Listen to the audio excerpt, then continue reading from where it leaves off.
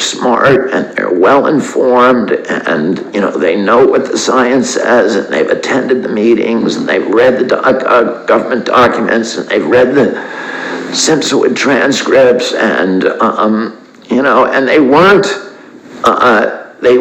anti-vaccine. They vaccinated their kid, right? But they saw what happened. Mm-hmm. Part of this, and that's what happens in orthodoxies.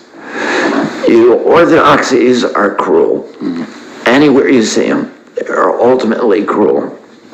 Because, we've got to be able to question things. That's right. We have to be able to ask the questions. And, science is not a religion.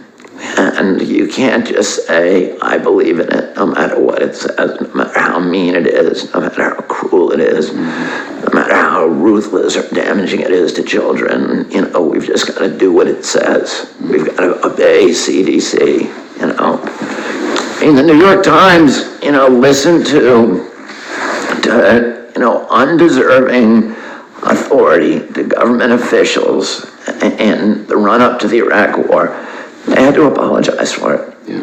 And the damage that did to our country, if that one paper had asked the questions at that time and applied the scrutiny that that journalists are supposed to apply, we may have avoided that crisis, and we wouldn't be in Syria today, and Europe wouldn't be in disarray, and we wouldn't be bankrupt and all of these other issues.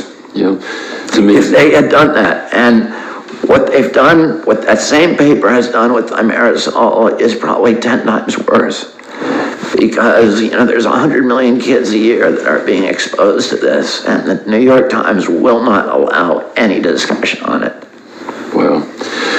As a final thought for the people who are watching this, and I'm somewhat in stunned silence just listening to what you're saying, because the power of the thoughts is shakes me to my core because of the implications it has in our, not just today, but in our future and future generations.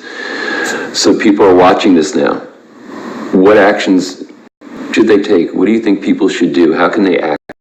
We're going to beat these people. I feel, listen, I've spent my life working on energy issues and environmental issues and global warming and rivers, but I've taken a hiatus to do just this issue because I cannot stand by and watch these children be poisoned. An entire generation of kids that is being poisoned now by, government policies and greed, and we are going to take them on and beat them. And we need help. We're at the World Mercury Project. We need your support. We need financial support. We need members, because we're going to sue government agencies. We're going to sue pharmaceutical companies. We're suing the people. We're figuring out different ways to litigate this, but we need members in order for a charitable group to litigate. We need to show that we have members who have standing. Right. So, we need everybody to join up, to go to our website and to join, and then write the president. Right. Write the president letters. I know that President Trump actually is interested in this issue, and he reads people's letters who write him about this. Write him and write your member of Congress, and write to your newspaper, and try to get them to start covering this issue honestly. So they can go to worldmercuryproject.org, and there they can sign up as a member, donate, and take that. And we will also give you action alerts. We'll tell you things that you ought to be doing. That's terrific.